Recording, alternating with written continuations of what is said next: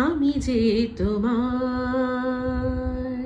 Welcome to talk ঝাল মিষ্টি with ইপসিতার। আমি ইপসিতা, এখানে নো গালাগালি, নো খিস্তি, অনলি মস্তি। তো আজকে ভিডিওর শুরুতে ইন্ট্রোডাকশনে যে গানটা গাইলাম, এটা এই মেরে ঢোল না বা আমি যে তোমার একদম লেটেস্ট যে ভার্জনটা, সেই ভার্জনটা।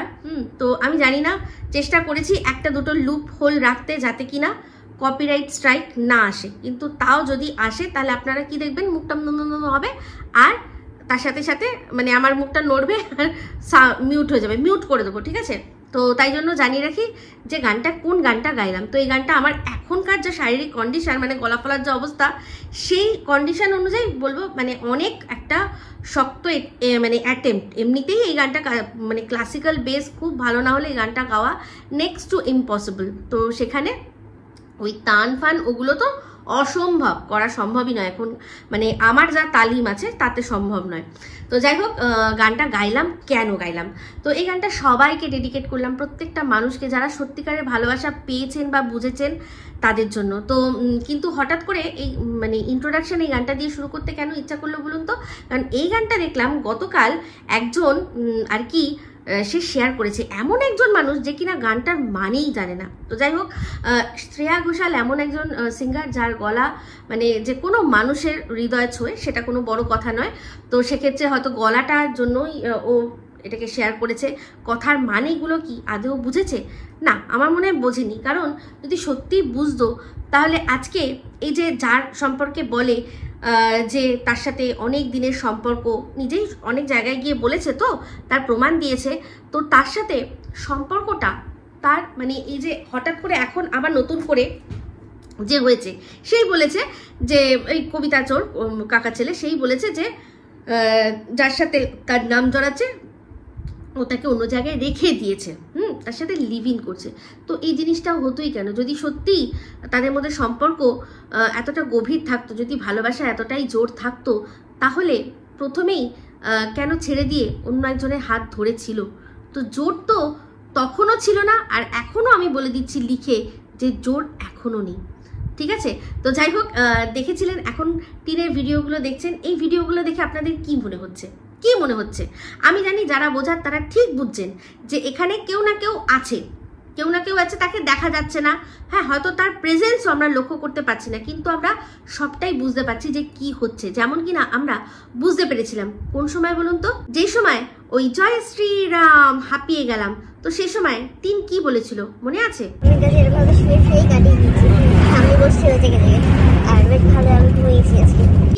তখন কি দেখা বললো যে বারবার করে বোঝাচ্ছিল যে আমি ঠাম্মির সাথে কি ভালো আছি না, ঠাম্মি বলো তুমি আর আমি কি সুন্দর ভালো আছি। আর ঠাম্মি পাশ থেকে বলছে হ্যাঁ বল ঢপ দে, আমিও দিই এই বয়সে, তোর তো কিছু হবে না পুরো বয়স, আমি তো সামনে মানে সময় ঘনিয়ে এসছে, গিয়ে উপরে তোর দাদুকে উত্তর দিতে হবে। দাদু যখন জিজ্ঞাসা করবে কি গো বসে বসে ঠাম্মি তোমাকে যে নাতনি ঢপগুলো দেওয়ালো, সেই ঢপগুলো তুমি দিলে কেন? তোমার ভয় লাগেনি যে নরক বাস করতে হবে, কি চাও? এরকম ধরনের তাকে নানান রকম প্রশ্ন করতে হবে, করবে। তো সেই জন্যই সে পগার পার হয়েছে, এটাও বুঝতে পারছি। তো সেই সময় কোনো মানে ওদের যারা ছিল তারা সবাই কি বলেছিল, বাবা কি বন্ডিং, বাবা এই বাড়িতে দেখো কি সুন্দর, হ্যাঁ এই দুটো বাড়ির পুরুষ মানুষ দুটো ঘরে রয়েছে, এই চারজন মহিলাকে ছেড়ে দিয়েছে, চারজনকে সামলানোর জন্য এমন একজনকে যে সাথে দিয়েছিল, সেটা তো তখন আমাদেরকে বুঝতে দেয়নি না। কিন্তু পরবর্তীকালে আমরা কি দেখলাম? ফাগুনেরও মোহনায় ডিডিডিক ডিডিডিক ডিডিডিক, ফাগুনেরও মোহনায় মন মাতানো মহুয়ায়, ঠিক আছে, নাচছে। তো ভাবুন, চিন্তা করে দেখুন, এই সব দেখে মানে টিনের এই যে মিথ্যে, মানে ক্যামেরার ধরে যেরকম ভাবে মিথ্যে কথা বলে, সেই মিথ্যে কথাগুলো শুনে ফোকলার কি অবস্থা হয়?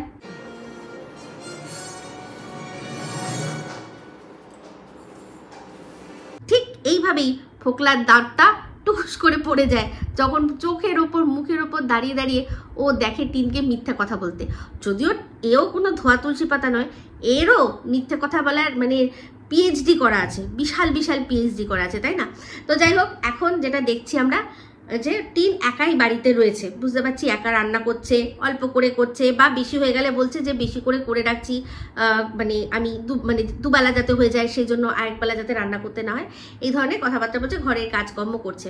ভালো কথা, খুব ভালো কথা। একটা জিনিস বারবার আপনারা লক্ষ্য করে দেখছেন যে ওর বাপি যতবারই এখানে আসছে ততবারই পুলিশের ড্রেস পরে কেন আসছে? পুলিশের ড্রেস পরে কেন আসছে? ওর বাপিকে দেখলাম যে নিজের ডিউটি ফিউটি করে তারপর মেয়ের বাড়িতে আসলো কিসের জন্য? ওই শুধু একটা বিস্কুট দিতে, নাকি বাপি সঙ্গে করেই মানে যে ঢুকলে আর কি আঙুল উঠতে পারে তাকে একেবারে পুলিশের ওয়ার্দি পরে নিয়ে পেছনে বসিয়ে একেবারে সুন্দর করে দিয়ে আসছে? আমার তো এটাই মনে হচ্ছে। কি মনে হয়? আমার কি অনুমানটা খারাপ করলাম, মানে একদম ভুল বললাম? এমনিতে পুলিশের ড্রেস পরে যাচ্ছে যাতে পাড়ার চারপাশের লোকজন মানে এমনিতেই কোনো ঝামেলার ভয় যেন ধারে পাশে না আসতে পারে, আর তার সাথে সাথে সেই যদি সাথে করে নিয়ে মেয়ের বাড়িতে পৌঁছে দেয় সেই বিড়ালটাকে, যাকে জামাই বলে ডেকেছিল, যে জামাইকে ডাকবে না খেতে, টিন আবার বলেছিল যে ওটা বিড়ালকে জামাই বলেছে।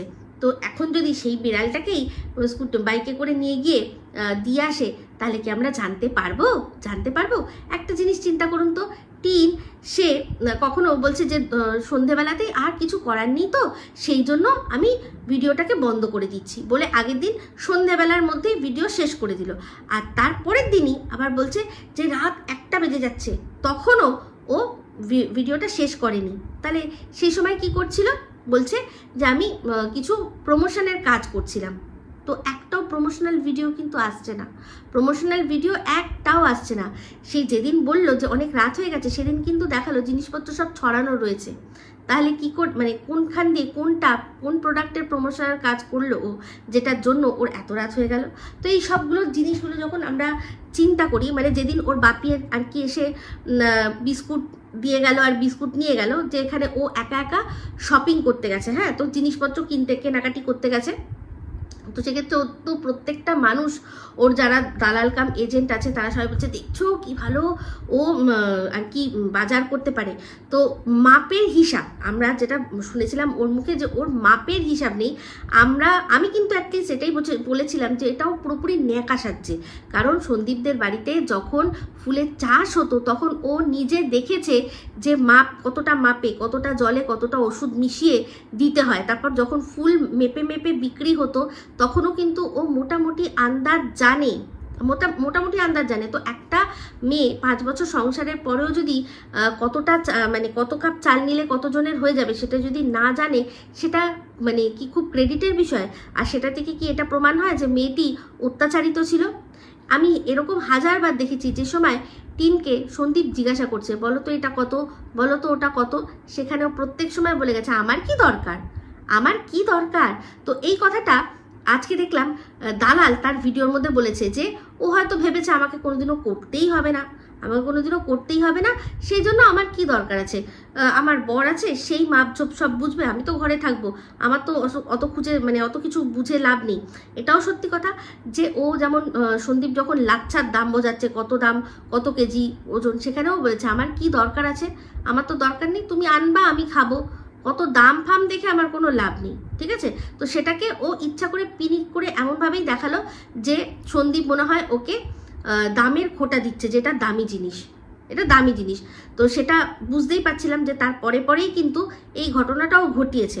তো সে সময় ও প্রত্যেকটা ভিডিওর মধ্যেই এমন জিনিস ইচ্ছা করেই সন্দীপদের রাখছিল, যাতে কিনা সন্দীপদের সবাই খারাপ ভাবে, যাতে পরবর্তীকালে ওর এই জিনিসটা যখন সামনে আসে তখন সবাই ওকেই সাপোর্ট করে। আর এইগুলো করেছিল বলেই এখনো কিছু মানুষ অন্ধের মতো ওকে সাপোর্ট করছে। তো যাই হোক, টিনের ভিডিওর মধ্যে আমার তো এটাই বলার ছিল যে সবই বুঝতে পারছি, এতগুলো চাদর, এতগুলো তারপর হচ্ছে গিয়ে বালিশ রয়েছে কিসের জন্য, যেখানে কিনা ও দেখিয়েছে যে ওর একটা ওয়ার্ড্রপ রয়েছে, যেটা সেখানে থাকে বালিশ ও সাজিয়ে রাখে, তাহলে খাটের মধ্যে শুধু সেইটুকুই রাখার দরকার যেটুকু আর কি ও ইউজ করবে, তাই না? তো ওই মানে ঘন বসতিপূর্ণ যে জায়গাটা, সেই জায়গাটার মানে রাস্তা দিয়ে এত গাড়ি ঘোড়া চলছে, ওদের বাড়িতে যতটা ঠান্ডা তার চেয়ে এখানে অনেক কম ঠান্ডা, অনেক কম ঠান্ডা। তো সেক্ষেত্রে এতগুলো মানে কম্বল, ক্যাথা কম্বল সব সামনে রেখে দিয়েছে, যেন মনে হচ্ছে মানে বিশ্বের মানে কোনো কাশ্মীরে পৌঁছে গেছে বুঝি, এত সব জিনিসপত্র রেখে দিয়েছে। তো সেগুলো কি আমরা বুঝতে পারি না কী জন্য, কেন, কী জন্য? তো যাই হোক, যেটা বলছিলাম, কালকেও বললো যে যাবো আমি বারান্দায় যাব, গিয়ে জামা কাপড় মেলবো। তো এখনও বারান্দায় ওই যে দড়ি টাঙানো হয় সেটা টাঙানো হয়নি, মানছি। তো ও একটা একা মানুষ, ও একটা নাইটি পরছে, সেটা কাচ্ছে, আবার সেটা শুকোচ্ছে, আরেকটা নাইটি পরছে, আরেকটা কাচ্ছে, ওকে তো তাই দেখছি। আর যেগুলো ভালো ভালো জামা কাপড় সেগুলো এখনও কাচা শুরু করেনি। তাহলে ওর তো যে কোনো ব্যালকনির মধ্যে একটা তো গ্রিল থাকে, তো সেই গ্রিলের মধ্যে একটা নাইটি যে মেলছি সেটা মেলেও দেখাতে পারছে না, কারণ ওর ব্যালকনির বাইরেটা দেখাবেই না। ওর ভয় যে সেটা দেখে লোকে চিনে নেবে।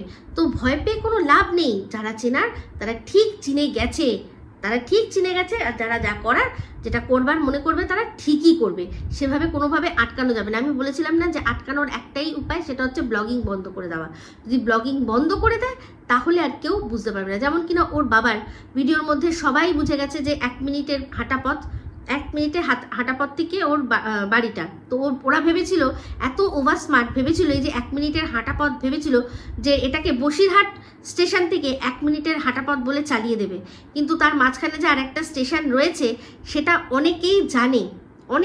আর সবচেয়ে বড় কথা, এমন একটা জায়গা আছে যেখান থেকে ওদের এই মানে পুরো জায়গার কোথায় কি নারী নক্ষত্র সমস্ত কিছু জানা যায়। তো সেটা সম্পর্কে আমি এখন এখানে কিছু আলোচনা করব না, কিন্তু অনেক জায়গায় এরকম রয়েছে এখন, মানে যেটাকে বলে সোশ্যাল মিডিয়া।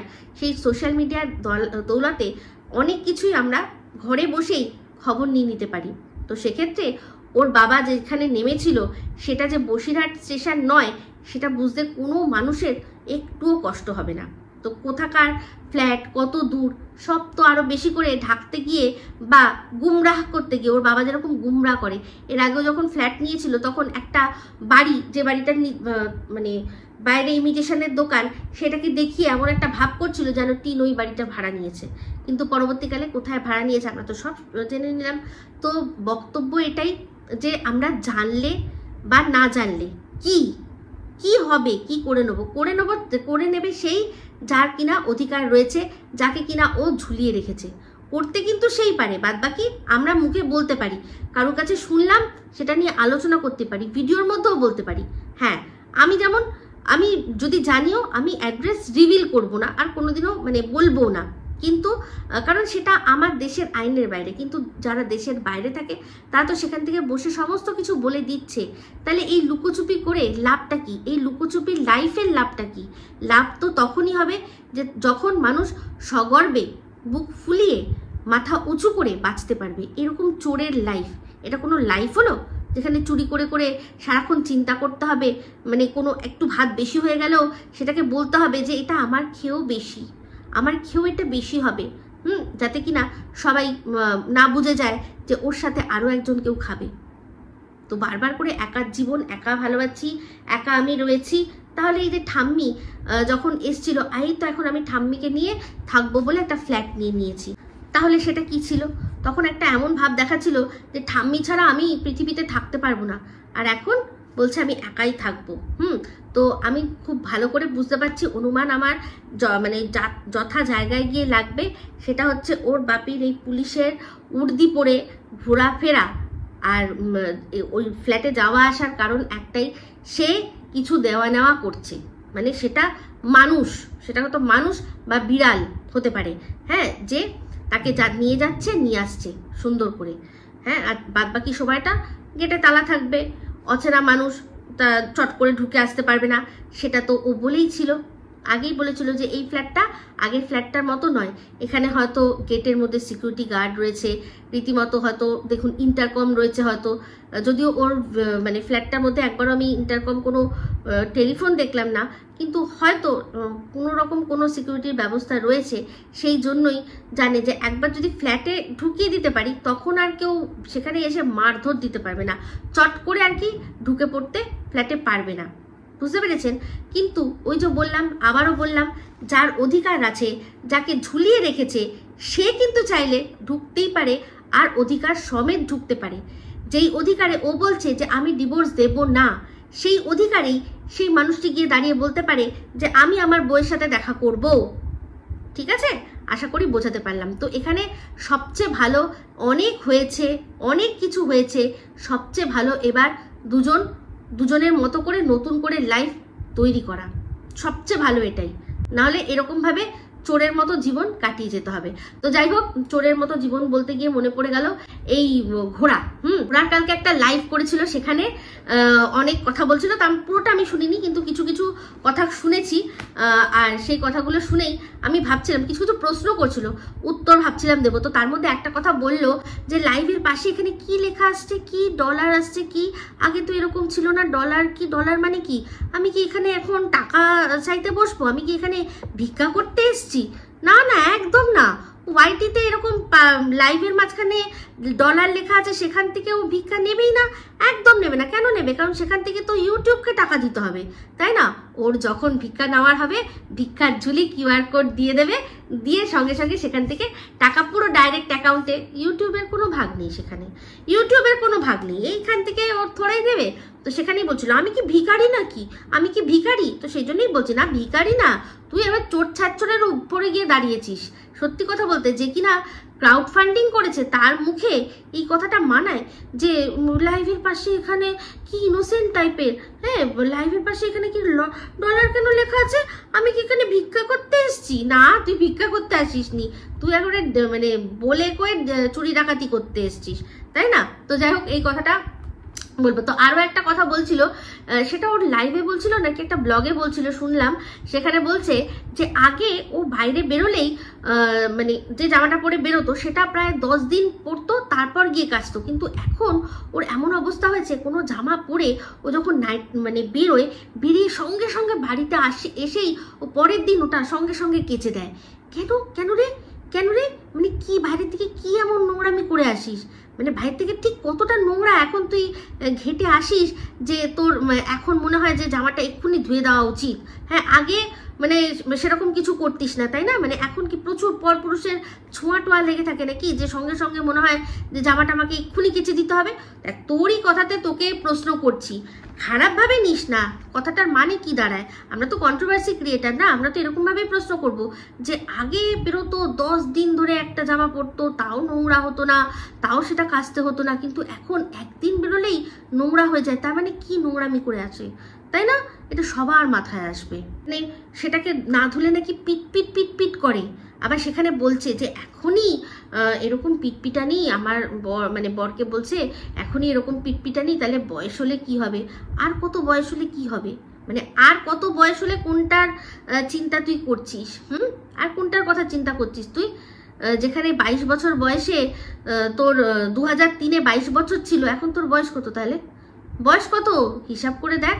তোর কথাতেই বেরিয়েছে যে যখন ইনকামিং কল ছিল হচ্ছে গিয়ে চার্জেবল, সে সময় তোর বয়স ছিল 22 বছর, আর তুই তখন একজনের সাথে প্রেম করতিস যে কিনা বিবাহিত, তুই জানতিস না, বুঝতে পেরেছিস? তো তাতে তুই চিন্তা কর, বাদ বাকি সব বাদ দিয়ে দিলাম, সে শুধু হচ্ছে ইনকামিং কল চার্জেবল, আর সেই সময় তোর বয়স 22, তাতেই বোঝা যাচ্ছে 2003-এ লাস্ট ছিল, লাস্ট 2003-এ ছিল লাস্ট। তারও আগে যদি তোর হয়ে থাকে, সেটা কুড়িতে যদি হয়ে থাকে, তাহলে তো তুই কত বয়স্ক সে তো আরও মানে বুঝবে, তখন তো তোকে পেন্নাম হই বলতে হবে। তো সেক্ষেত্রে যদি আরও আগের হয় সেটা আমি জানি না, আমি লাস্টেরটাই ধরেছি, সবচেয়ে লেটেস্ট 2003-এর পর আর কোনো দিনও মানে মোবাইল ফোনে ইনকামিংয়ের জন্য কোনো কোম্পানি চার্জ করেনি। তখন তোর বয়স হচ্ছে গিয়ে 22, 2003-এ। তাহলে এখন তোর বয়স কত হিসাব করে বল, পরচুলা বুড়ি, মিথ্যের ঝুড়ি। তো যাই হোক, প্রচুর মানে ভুলভাল বকে। তো তার মধ্যে বলছিল ওর বরের কথা, ওর বর যাচ্ছে, ওর বর যাচ্ছে হচ্ছে গিয়ে পিকনিক। তো সেক্ষেত্রে সে মানে নাকি ভালো সেজেগুজে বললো যে ভালো সেজেগুজে নাকি রেডি হয়েছে। সত্যি কথা বলতে যেদিন গেছিলাম ওই মলে, সেদিনকেও আমি ওই শার্টটা পরেই তাকে ডিউটি করতে দেখেছি, ডিউটি করছিল। হ্যাঁ, পরার মধ্যে একটা বললো জিন্সের প্যান্ট পরেছে, তো সেই একটা জিন্সের প্যান্ট পরেছে বলে নাকি প্রচুর সেজে নিয়েছে। বাহ, ভালো কথা, সেটা এটা তো বলবেও, এটা তো স্বাভাবিক কথা যে কিনা হাবেতে ঘরের ছেলে, হাবেতে ঘরের ছেলের মুরগির ঠ্যাং কোনটা, মুরগির লেগ কোনটা চেনে না, সে বউয়ের কল্যাণে জিন্স পরেছে, তাকে তো তার বউ দুটো কথা বলা বানতা কি হ্যাঁ। তো যাই হোক, সেক্ষেত্রে বললো যে দেখো এখন যখন যাচ্ছে নিজে অফিসের পিকনিকে কি সুন্দর সেজেগুজে যাচ্ছে, আর আমার শ্বশুর বাড়ি যখন নিজের শ্বশুর বাড়িতে যায় তখন সবচেয়ে বাজেভাবে যায়, দাড়ি গোপ কাটে না, তারপর হচ্ছে গিয়ে সবচেয়ে বাজে জামাটা এমনি একটা টি শার্ট কোনো মতো একটা পরে চলে যায়। তো দেখ কেন যাবে না, যদি মানতাম যে খুব সুন্দরী সুন্দরী শালীরা থাকতো, তাদের একটু দেখানোর ব্যাপার থাকতো, তাহলে ওর মধ্যে একটা সাজের একটা ব্যাপার থাকতো যে হ্যাঁ যাবো, দুটো শালী আছে আমার সুন্দরী, তারা একটু আমাকে দেখবে যে হ্যাঁ জামাইবাবু আমার হেভি স্মার্ট আর কি, সুন্দর হ্যান্ডসাম। সেরকম কিছু নেই, তুই নিজেই জানিস তোর এই দুই বোন কি, তুই বলেছিস আদার মতো, দুই আদা, তো ওই আদা দিয়ে আর কি হবে, ওর কাছে আদা কি আর তোর মতো আমাদা কি, ওর কাছে সবই এক। ও আসল যে ওর ভেতরকার অবস্থাটা সেটা তোর বাবাকে আর তোর মাকে বোঝাতে যায় যে কিভাবে তারা ওকে চিট করেছে, ওর ভেতরের অবস্থা কি, ওই যে মুখের দাড়ি গোপ আর ওই যে চেহারার অবস্থাটা দিয়ে ওর মনের মানে বিষয়টা, মানে মনের যে দুঃখটা ব্যক্ত করে যে দেখুন আপনাদের সাথে আপনাদের পাল্লায় পড়ে আপনারা ঠকিয়ে কার ঘাড়ে আমাকে তুলে দিয়েছেন। তো তোর বাবা মাকে এটাই বোঝায় যে কি জিনিস আপনাদের ঘরের কি জিনিস ছিল, সেই জিনিসকে আমার মানে বাড়িতে আমাদের লজে তুলে দিয়ে আপনারা দুজনে এখন শান্তিতে মেজো মেয়ের বাড়িতে মজা মস্তিতে থাকছেন। যাই হোক, অনেক দিন ধরে দালাল একটা প্রশ্ন করে, তার একটু উত্তর দিয়ে দিই।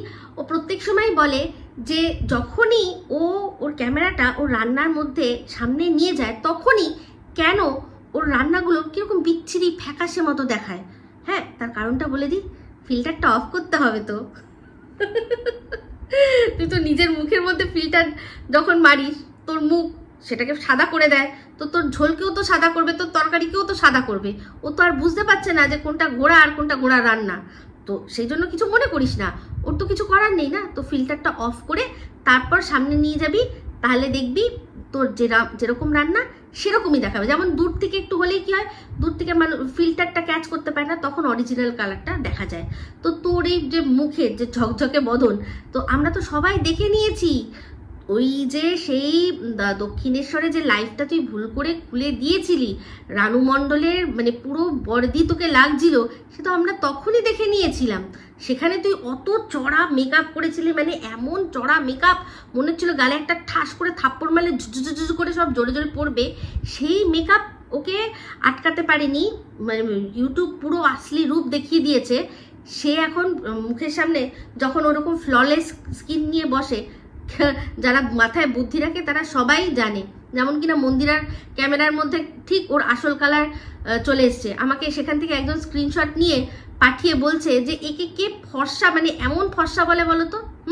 হ্যাঁ ফেয়ার, কিন্তু যে ওই যে একদম বাবা গায়ের রং দেখে মরে যাই অবস্থা, ওর কিন্তু সেরকম নয়, একেবারেই নয়। তার উপর স্কিনটা আনইভেন, মানে একটা জায়গায় একটু সাদা, এই জায়গাটা একটু কম, ওই জায়গাটা একটু মানে বিভিন্ন রকমের শেড রয়েছে ওর মুখের মধ্যে।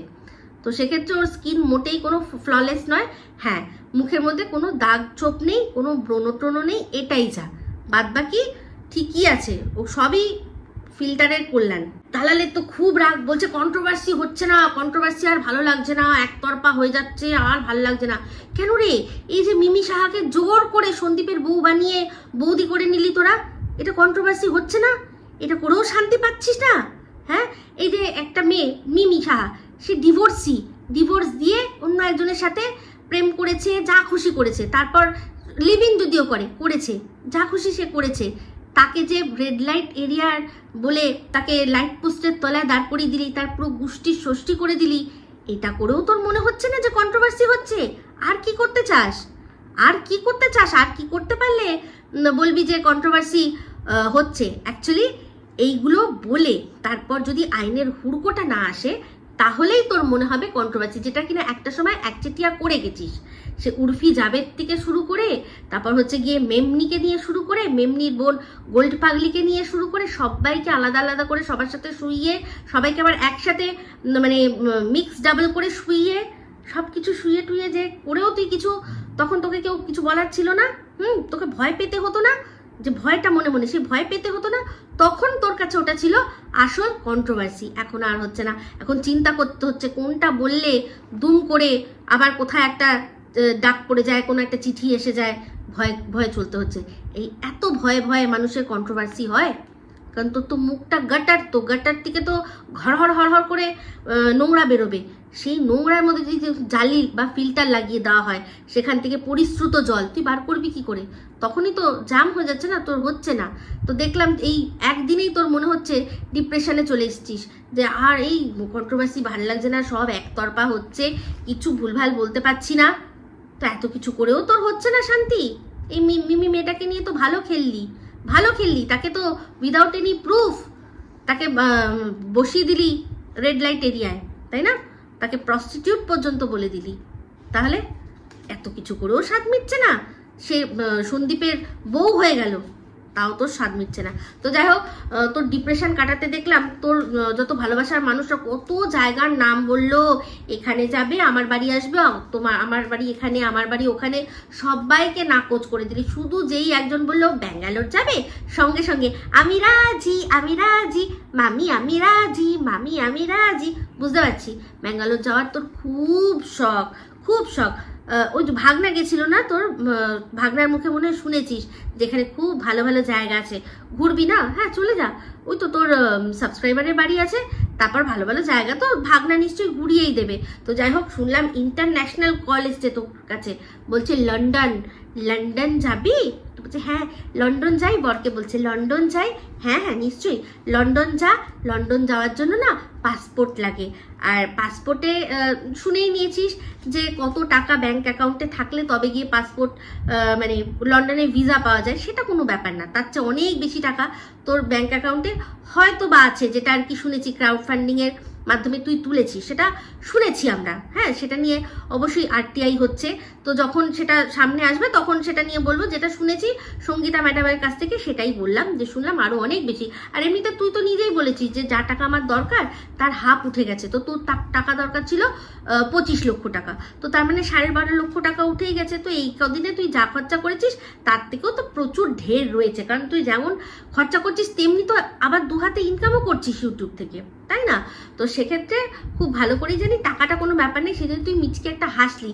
কিন্তু কিন্তু কিন্তু কিন্তু এই যে এতগুলো এফআইআর রয়েছে, এতগুলো এফআইআর রয়েছে, বেল নিয়ে রয়েছিস, তাহলে কি লন্ডনের ভিসা আর তারপর পাসপোর্ট এগুলো পেতে পারিস তুই? একটুখানি জিজ্ঞাসা করে নিস তো, তোর ভালোবাসার মানুষকে একটুখানি জিজ্ঞাসা করে নিস, তাই না? যাই হোক, চলে আসি এবার। একে নিয়ে অনেক তো হলো, একে নিয়ে বলতে থাকলে আমি আরও বলতে পারি, কিন্তু আমার আর মানে ধৈর্য নেই। তো আগের দিন সঙ্গীতা ম্যাডাম যে লাইভটা করেছিলেন সেখানে জানলাম যে অবশেষে টিন এখন বাচ্চাকে দেখতে চাওয়ার জন্য আবেদন করেছে। তা বলছি রিট অফ ম্যান্ডামাসটার কি হলো? রিট অফ ম্যান্ডামাসটার কি হলো? সেটা নিয়ে তো আর কোনো কথা হলো না। ওগুলো সব বক মাছ খেয়ে নিয়েছে তাহলে, বক মাছ খেয়ে নিয়েছে রিট অফ ম্যান্ডামাসের। কারণ এখন তো দেখছি বাচ্চা যে তার বাবার কাছেই রয়েছে সেটা স্বীকার করে নিয়ে তাকে দেখতে চাওয়ার আর্জি, তো সেটা নিয়েই সবাই ফেটে পড়ছে। ও কি জিত হয়েছে আমাদের, কি জিত হয়েছে, যেন মনে হচ্ছে মানে কি বলবো, যেন টিন মানে বাচ্চাটার কেউ না সম্পর্কে কেউ না, তাও তার বাবার কাছ থেকে ছিনিয়ে নিয়ে আসতে পেরেছে, এরকম ভাবে মানে রীতিমতো বাচ্চার যে জন্মদাত্রী তাকেই ছোট করছে। কি বিশাল ব্যাপার করে নিয়েছে, বাচ্চাকে মা পেয়েছে, বিশাল বড় ব্যাপার, মানে হাস্যকর, আর তার চেয়েও বেশি লজ্জাজনক সেই মাটার কাছে। তো আমার কাছে ওইসব কোনো ম্যাটার করে না। 24 তারিখ নিয়ে বিশাল কিছু হচ্ছে, যখন সামনে আসবে সত্যিটা আমি তখনই বলবো। ছেলেকে দেখার একটা মানে আর্জি জানিয়েছে, আমি মানছি সেটা পেয়েও যাবে, এটা আমি প্রথম থেকেই বলেছি। আমাদের দেশে এরকম অনেক কেস দেখা গেছে যেখানে কিনা বাচ্চাকে দেখা করার সুযোগ বাবা মা পেয়েছিল, তারপরেও কোনো কারণে তারা সেই সুযোগ হারিয়েছে।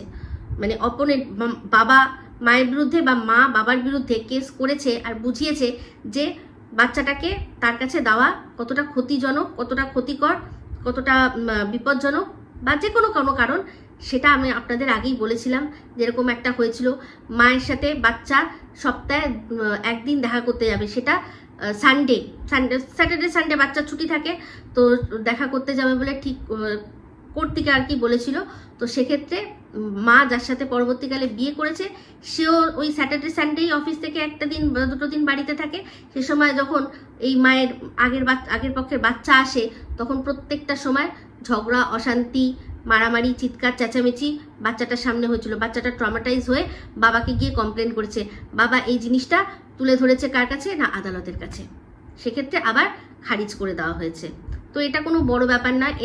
এদের ক্ষেত্রে এরকম হচ্ছে, ওদের ক্ষেত্রে তো অন্য কিছু হবে যদি হয়, আমি বলতে পারছি না। তবে বাচ্চাকে মা দেখা করতে পারবে, বাচ্চার সাথে মা দেখা করতে পারবে, সেটার জন্য যেভাবে ওরা যুদ্ধ জয়ের এলান করলো, যেটা রীতিমতো বাচ্চার মায়ের গালে একটা ঠাঁসিয়ে চড়, মা বাচ্চার সাথে দেখা করতে পারবে, সেটা আবার কি হাতি ঘোড়া পালকি গল্প। তো যাই হোক, আমি শুধু দেখতে চাই যে বাচ্চা মাকে দেখে কিভাবে রিয়াক্ট করে। মা নয় সব জানে যে সে কি জন্য কি করেছে, কিন্তু বাচ্চা সে কিভাবে রিয়াক্ট করবে সেটা কিন্তু অবশ্যই দেখার। তো আমি জানেন নিরপেক্ষ দর্শক আর নিরপেক্ষ ক্রিয়েটার, তো সেইভাবে যেটা আমার মনে হবে একদম ঠিক সেটুকুই আপনাদের সামনে তুলে ধরবো। ঠিক আছে, তো এই ভিডিওটা এই অবধি রাখছি। তবে হ্যাঁ, আমার যদি পার্সোনাল মতামত জানতে চান তাহলে আমি একটাই কথা বলবো যে বাচ্চাটিকে তার বাবা, ঠাম্মি, দাদু যেভাবে সামলে রেখেছে, সেখানে এই যে ললিপপের মতো একদিন করে মাকে দেখবে, আবার মা তখন একদিনে তাকে বেশি বেশি করে জিনিসপত্র দিয়ে একটা জিনিস জানবেন, যেসব বাবা মা সোহাগ দিতে পারে না, যেসব বাবা মা সময় দিতে পারে না, সেসব বাবা মা কিন্তু বাচ্চাদের আশকারা দেয়। তো এই একদিন দুদিনে আশকারা দিয়ে না বাচ্চাটাকে বিগড়ায়। এটাই আমার চিন্তার বিষয়, আর কিচ্ছু কারণ না। তো বাদ বাকি যা হবে, অবশ্যই একটা জিনিস দেখবো, আজ এরকম নয় দেখা করছে, এরকমভাবে তো সারা জীবন চলবে না। তো এরপর এই মায়েরও তো আফটার লাইফ হবে, আরও তো লাইফ হবে। এ তো বিয়ে না করে সারা জীবনটা কাটিয়ে দেবে না, দেবে কি? যদি দেয় তাহলে তো খুব ভালো। সিঙ্গেল মাদার অনেকে রয়েছে। আরে জীবনে কি মানে নিজের সুখটাই কি সব নাকি? বাচ্চার জন্য তো অনেক কিছু ত্যাগ করতে হয়। সেসব ত্যাগ করার জন্য কি এখন রাজি হয়ে রয়েছে? সেসব ত্যাগ করবে? দেখা যাক, যা হবে যেটা হবে দেখবো, সেটাই বলবো। তো এই ভিডিওটা ভালো লাগলে লাইক, শেয়ার, কমেন্ট করতে ভুলবেন না। যারা চ্যানেলটা সাবস্ক্রাইব করেননি তারা সাবস্ক্রাইব করে নেবেন। সবাই ভালো থাকবেন, সুস্থ থাকবেন। আবার আসছে খুব শীঘ্রই এক নতুন ভিডিও নিয়ে। মিফিতা signing off. Love you all.